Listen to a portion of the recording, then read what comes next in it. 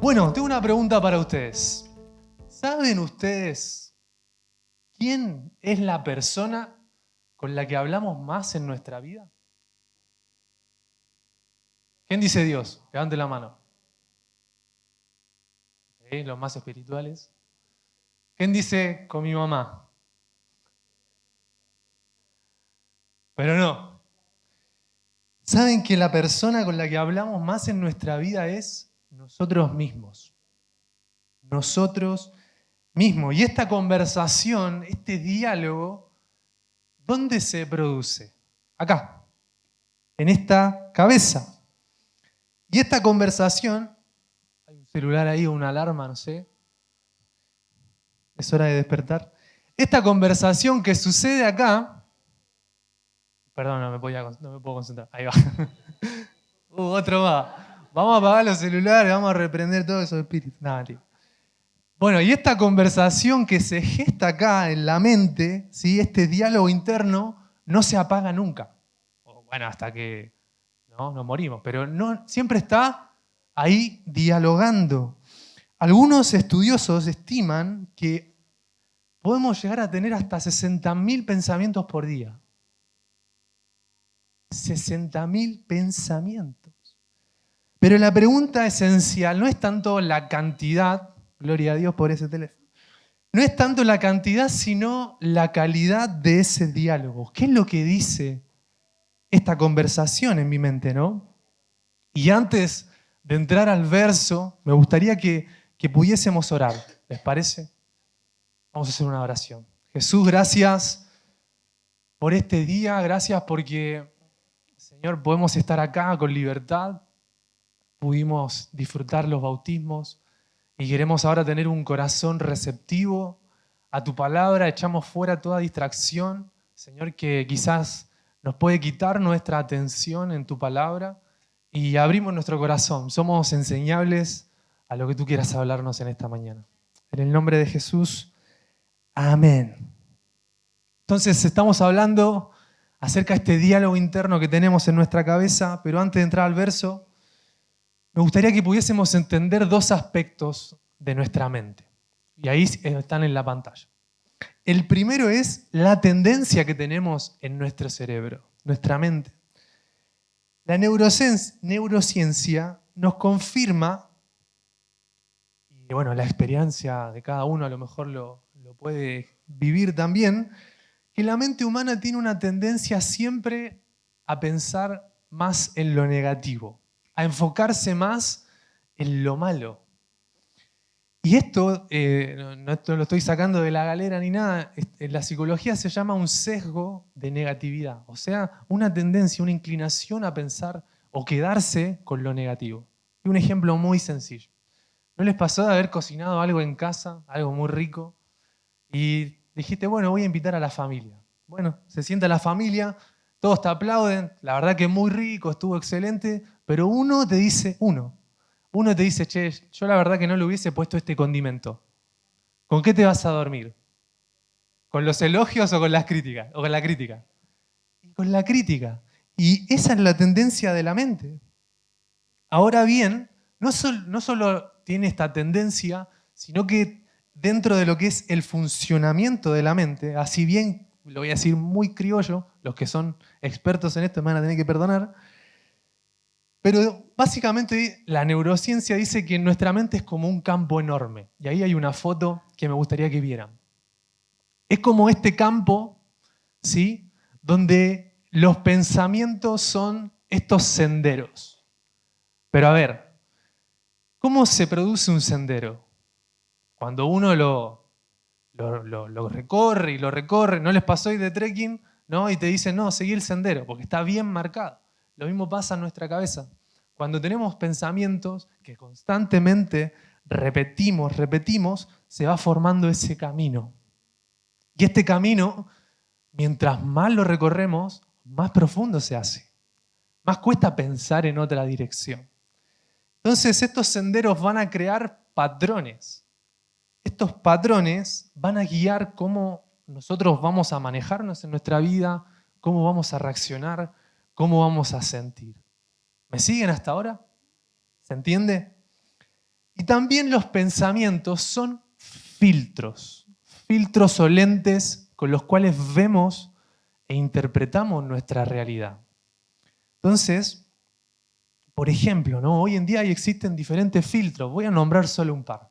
Si yo tengo pensamientos de que quizás no soy capaz para enfrentar cierta tarea, todo lo voy a encarar desde ese lugar, desde la incapacidad.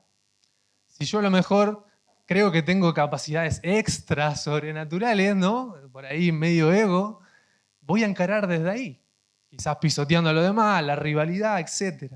Si tengo un filtro de comparación, ¿no? De que cuando estoy ahí en las redes sociales tengo que demostrar que valgo, o sea, tenemos hoy en día un montón de filtros. Y si estos pensamientos que tenemos están ahí, de esa forma vamos a interpretar nuestra vida y conducir nuestra vida. Pero hay una buena noticia. Gracias a Dios y su diseño increíble, hay un concepto que hoy en día la ciencia llama neuroplasticidad. ¿Alguno lo escuchó? ¿Sí? No es nuevo, que me encanta. Y esto es increíble porque nuestro cerebro tiene la capacidad de reorganizarse. Tiene la capacidad de poder crear nuevos senderos. Tiene la capacidad de formar nuevas rutas, de poder crear senderos más saludables en nuestra cabeza, una nueva manera de pensar. Y en este mes hemos estado viendo a lo largo de estos domingos, hemos estado aprendiendo y basándonos en nuestro versículo lema. A ver, ¿cuál es nuestro versículo lema? Son toda tu alma y con toda tu mente y con todas tus fuerzas. Salió ahí. Hemos visto cómo amar a Dios con nuestro corazón, cómo amar a Dios con nuestra alma. Y me gustaría que pudiésemos hablar en esta mañana acerca de esto, ¿no? De cómo poder amar a Dios con nuestra mente. Y esta es una invitación de Jesús, en algún sentido, de poder formar un nuevo sendero. Por eso el título de esta mañana es Una mente que ama a Dios. Y en este versículo que tenemos como lema, Marcos 12:30, Jesús está citando algo común dentro de la cultura judía. Este era el ABC del judío. Si ustedes le preguntan a un judío, ¿cuál es la Shema? Te va a responder esto. Ama al Señor tu Dios con todo tu corazón, con toda tu alma y con todas tus fuerzas. Pero Jesús acá añade mente. ¿Y por qué? Mente en el griego es dianoia. Corto, me va a abandonar a medio camino. Ahí va. Bueno. Entonces, ¿por qué Jesús añade esto de la mente, no? Porque la mente es la plataforma, por así decirlo, por la cual, como veníamos hablando, miramos el mundo, interpretamos el mundo. Nuestra mente orienta nuestra vida. Es ese motor que nos va guiando, ¿no? Todo lo que nosotros podamos llegar a hacer, primero se gestionó acá. Entonces, Jesús añade este aspecto de cómo podemos amar a Dios, que es la mente, porque también la fe se piensa. La fe no es irracional. No se trata de un amor tanto a ciegas, ¿no?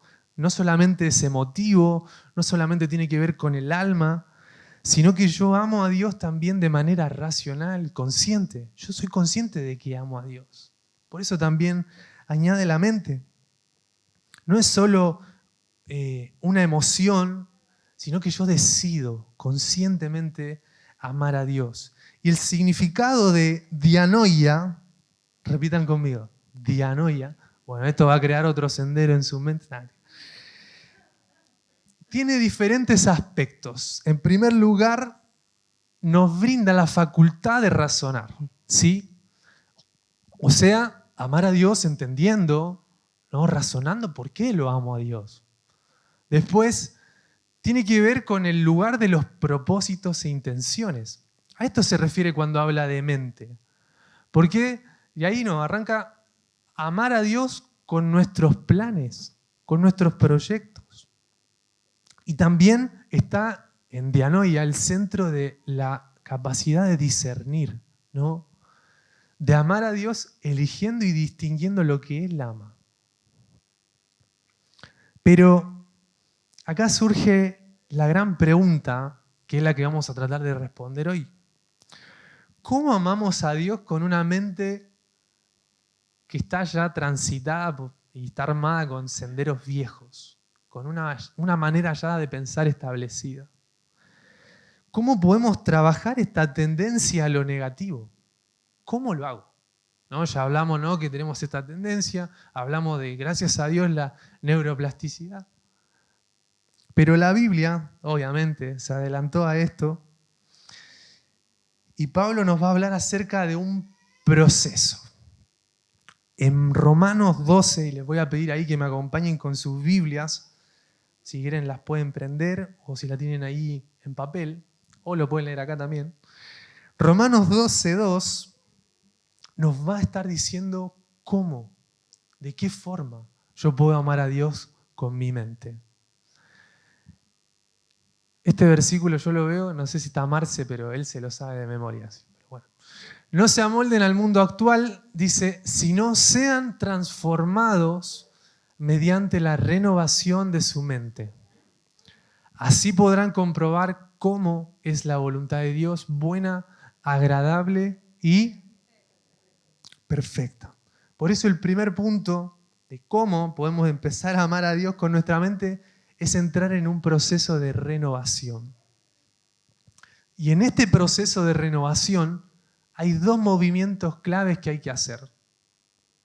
El primero, que nos dice acá, no se amolden ¿a qué? Al mundo actual. ¿Qué es lo que pasa? Esto de no amoldarse tiene que ver y nos muestra como quizás la ilustración de una plasticina. ¿Conocen la plasticina? Plastilina se dice acá. Perdón, yo soy de otro país. La plastilina cuando la coloco en un molde, ¿no?, y después la saco y que obviamente quedó con la forma del cuadrado, del círculo. Esa misma manera, eso es lo que nos quiere decir cuando dicen no te amoldes, no tomes la forma, ¿no?, frente a esta presión externa. Si no somos intencionales en esto, la cultura, las redes, el trabajo, nuestro pasado, nos van a empezar a formar a nosotros. ¿Cuáles son los moldes que hoy quizás nos pueden llegar a dar forma? La comparación, el individualismo, mi vida, mis reglas, la ansiedad por el rendimiento, ¿no? El que no rinde, hay que hacer valer el oxígeno que estamos gastando, ¿no? Etcétera. Y Pablo está diciendo acá que resistamos, ¿no? Que de alguna manera no se amolden, ¿no? No cedan. No dejemos que estas mentiras de la cultura decidan por nosotros quiénes somos o cómo debemos pensar. Entonces, es necesario para arrancar este proceso de renovación, en primer lugar, no amoldarse. Hay que ser intencional. Segundo movimiento acerca de este pasaje es ser transformados. Y cuando habla acá de transformación, en el 2, tiene que ver no con un cambio tanto externo, o de apariencia, o de conducta, sino que algo interno, a la esencia misma de una persona. Es un cambio interior. El verbo en griego es metamorfó, que no sé a qué palabra le suena hoy a eso, ¿no? A metamorfosis, ¿no? Cuando la oruga se convierte en la mariposa. Entonces, la renovación implica estas cosas, un cambio de adentro hacia afuera. Y esta renovación no es automática, no es pasiva, no es que yo me quedo acá esperando que Dios cambie toda mi manera de pensar y listo. No de manera mágica, sino que también requiere de nuestra participación activa. Y ahora vamos a hablar un poquito acerca de eso, ¿no? La participación activa ¿en qué? En identificar el sendero y cambiar mi manera de pensar. Todos tenemos la facultad de identificar el pensamiento. Y también, obviamente, esta transformación no se puede hacer sin el Espíritu Santo. El Espíritu Santo es clave en esta obra, pero no le podemos delegar todo a Él. También es una responsabilidad nuestra. Y la transformación se va a ver reflejada en las decisiones, actitudes y reacciones. Pero no es de afuera hacia adentro, sino que es de acá. Entonces, básicamente, la renovación de la mente es elegir un sendero nuevo, incluso cuando quizás el viejo está bien marcado. Y ahí es cuando cuesta este proceso, ¿no? Porque ya tenés automatizada la manera de pensar. Entonces a esto nos está llevando a Jesús, ¿no? Acerca de amar a Dios con nuestra mente. Y el resultado de esta renovación, el mismo versículo nos dice, comprobar cuál es la voluntad de Dios, buena, agradable y perfecta. Esto es lo que pasa cuando la mente empieza a ser renovada. Comprobar tiene que ver con, primero, discernir y después empiezo a experimentar en mi vida personal, ¿no? Discierno, lo apruebo y lo empiezo a experimentar. No solo entendemos de manera teórica la voluntad de Dios. A ver, todos sabemos que la voluntad de Dios es hacer discípulos. ¿Estamos claros? Lo entendemos, ¿no? Pero en este sentido de la voluntad de Dios también tiene que ver para el día a día, acerca de las decisiones que tengo que tomar, acerca de cómo tengo que pensar acerca de ciertas situaciones. Entonces, poco a poco, cuando vamos comprobando esta voluntad, nos damos cuenta de que esta voluntad de Dios realmente nos satisface. Esta voluntad de Dios nos libera, tiene sentido para nuestra vida. Y poco a poco se empieza a volver nuestro camino natural. A veces, no sé si a ustedes les pasa, pero medio que luchamos contra la voluntad de Dios. No sé si contra, pero obviamente queremos hacer la nuestra. Y es como, che, pero te estoy ofreciendo una voluntad buena, una voluntad agradable, una voluntad perfecta, ¿no? Entonces nos anima a que esta voluntad pueda ser parte de nuestro camino. Una mente renovada empieza a decir, obedecer a Dios es bueno para mí. Lo que Él quiere me produce paz. La actitud de Jesús es mejor que mi impulsividad. Entonces estas cosas empiezan a surgir de una mente renovada, ¿no? Si Él me ama y creo que me ama con todo lo que soy, mis singularidades, mis particularidades, etc., ¿por qué me empiezo a comparar con los demás? No tengo que compararme con nadie. Entonces empezamos a pensar desde ese lugar. Poco a poco, en este proceso, nuestra vida se alinea con Dios. Pero primero porque nuestra mente se alineó primero. Entonces es necesaria esta transformación de nuestro entendimiento. Pero el proceso de renovación es vital, pero el desafío es persistente. Nuestros pensamientos actúan, como habíamos hablado al principio, como filtros. Y a veces estos filtros están distorsionados. No sé si alguna vez jugaron con los filtros de Instagram, ¿sí? Que uno se puede poner un bigote. Yo ahí me pongo barba porque obviamente no me sale. Pero bueno, podemos poner lo que nosotros queramos y te cambia, ¿no? Cómo uno es. Pero a veces estos filtros no son de Instagram, están en nuestra cabeza. Y nos hacen ver la realidad a veces mucho peor de lo que es. Y es la tendencia a ver lo negativo. Pero si el mandato es amar a Dios con toda nuestra mente, no podemos seguir viendo el mundo y viendo a Dios desde unos filtros rotos, desde unos filtros distorsionados. Y Pablo nos voy contó Pablo en Filipenses 4, nos va a dar unos filtros correctos. Y estos versículos no es solo como para pensar bonito. Es un antídoto espiritual. No es pensar en positivo, ¿no? Que hoy en día vamos a manifestar lo positivo. No, no tiene que ver con eso. Sino pensar en la verdad según Dios. Por eso vamos a buscar ahí en Filipenses 4,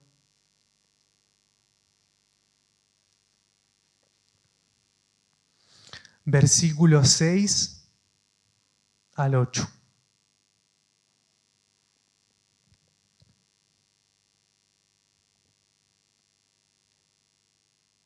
Dice así, Filipenses 4 del 6 al 8. No se preocupen por nada, más bien en toda ocasión, con oración y ruego, presenten sus peticiones a Dios y denle gracias. Y la paz de Dios, que sobrepasa todo entendimiento, cuidará sus corazones y sus pensamientos en Cristo Jesús. Después sigue, por último, hermanos, consideren bien todo lo verdadero, todo lo respetable, todo lo justo, todo lo puro, todo lo amable, todo lo digno de admiración, en fin, todo lo que sea excelente o merezca elogio.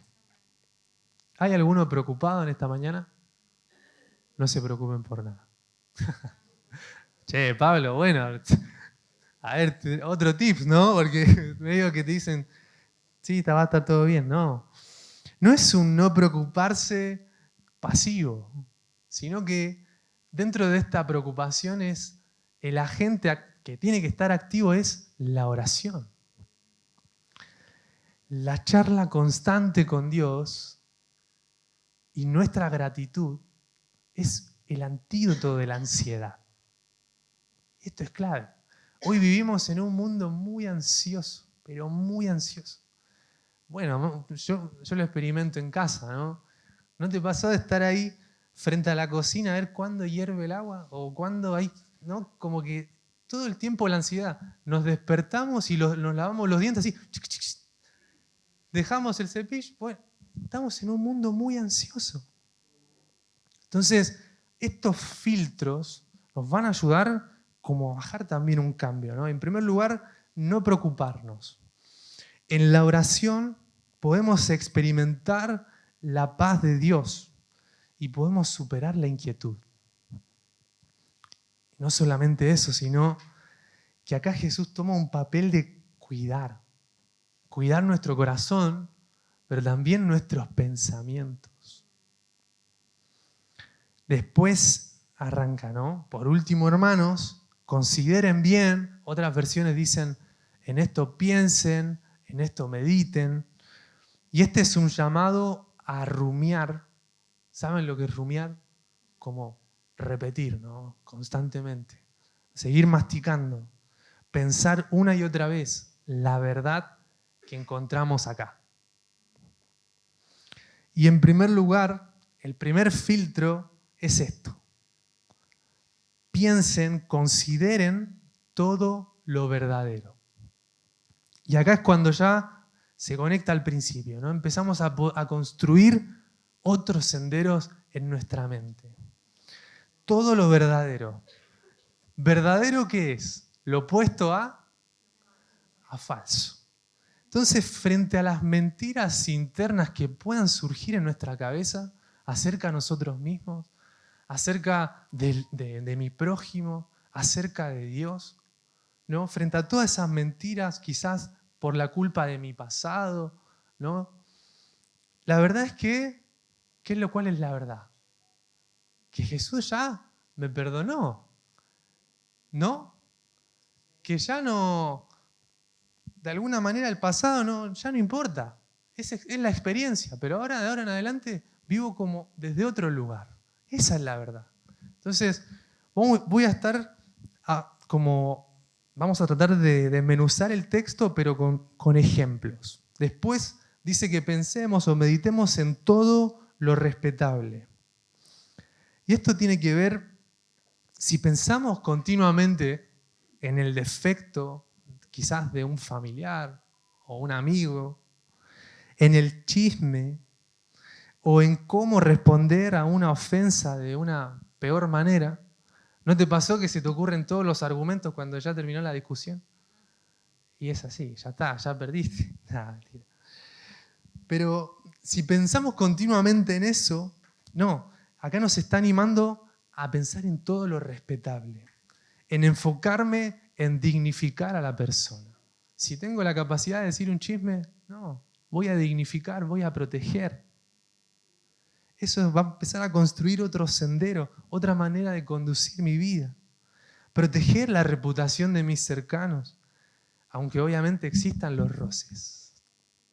Después, mediten, piensen en todo lo justo.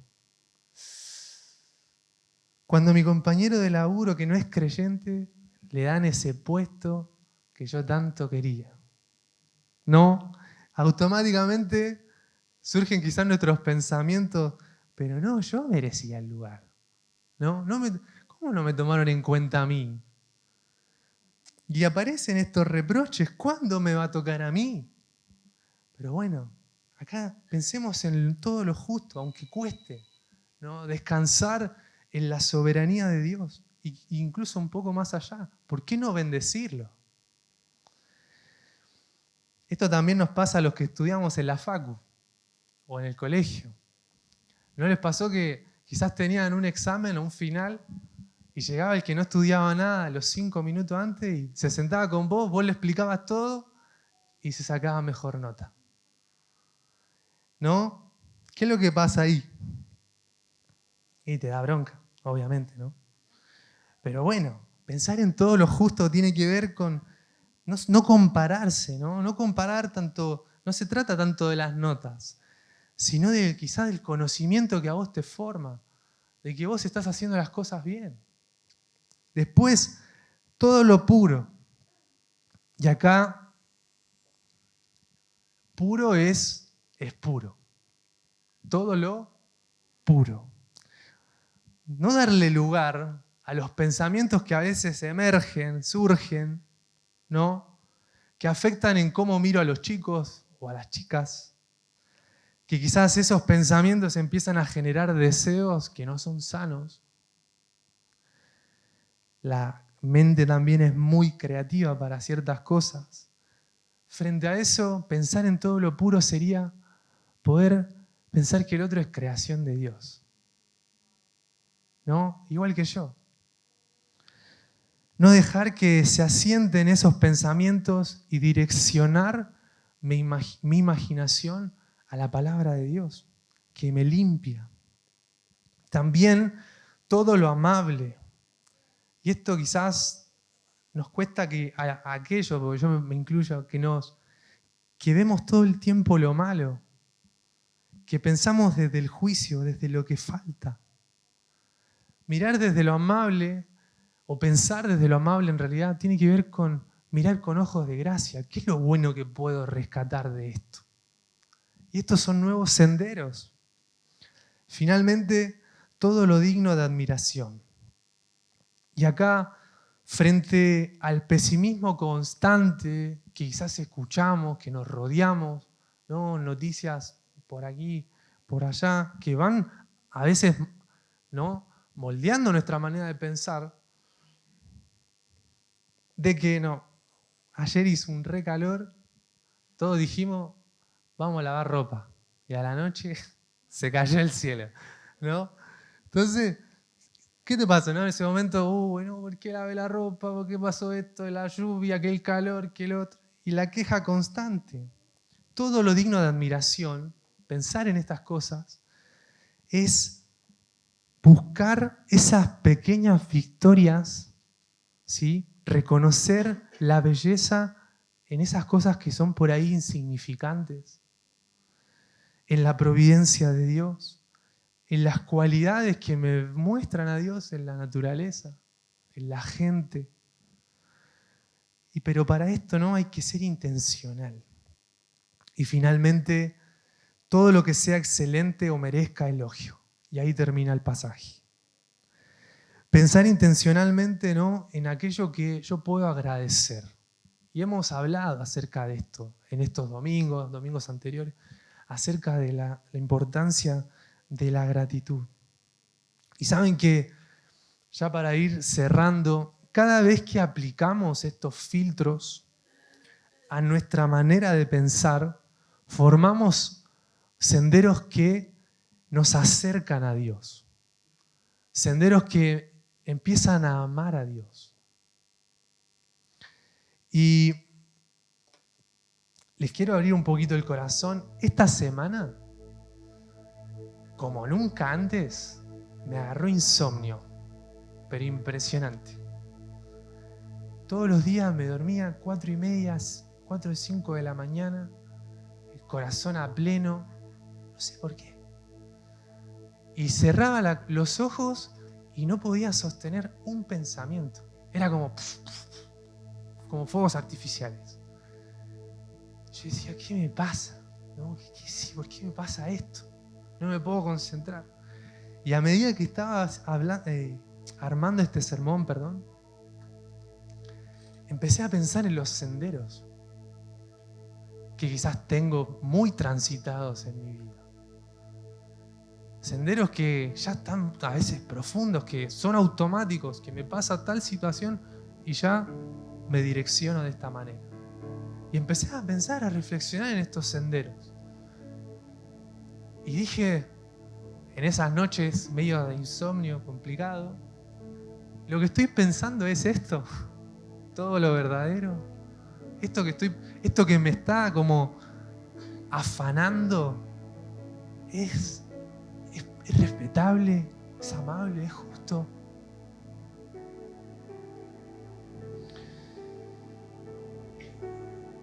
Iglesia, si Jesús nos mandó a amar a Dios con toda nuestra mente, y Pablo nos mostró cómo renovarla, hoy el llamado es muy simple. Hay que elegir qué sendero vamos a empezar a construir o vamos a caminar hoy. No podemos evitar que en nuestra cabeza aparezca el sendero viejo, pero sí podemos hacer algo: elegir no caminar por ahí.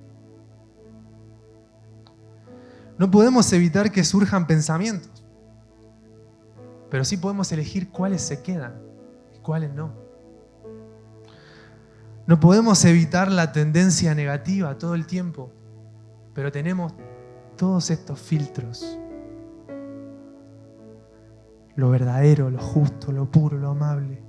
Y este es el acto más práctico de amar a Dios con nuestra mente. Quizás esta semana tu mente estuvo llena de pensamientos de culpa y te manejaste desde ahí. Quizás estuvo llena de pensamientos de sentirte incapaz. Te levantaste al laburo sintiéndote incapaz. A lo mejor sos padre y te sentís incapaz. O madre. Quizás esta semana estuvo lleno de pensamientos de comparación. ¿Por qué no estoy ahí? ¿Por qué no soy así? Mirá lo que me falta. El otro ya terminó la carrera y yo todavía así. El otro ya consiguió un laburo, mirá. Estuvo lleno de pensamientos de ansiedad, de duda. Algunos quizás tuvieron pensamientos autodestructivos esta semana.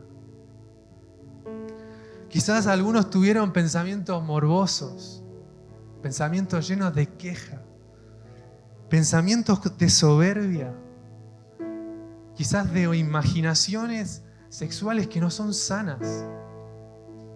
Pero hoy, y solamente con la ayuda del Espíritu Santo, podemos formar un camino nuevo. No hay chance de que lo hagamos por nosotros mismos. Cuando caminamos estos senderos nuevos, cuando permitimos que la palabra empiece a ser nuestro filtro y elegimos la verdad, empezamos a descubrir que la voluntad de Dios es buena, que ese camino es bueno. Porque cuando la mente se alinea con Dios, toda nuestra vida va en pos de esa dirección.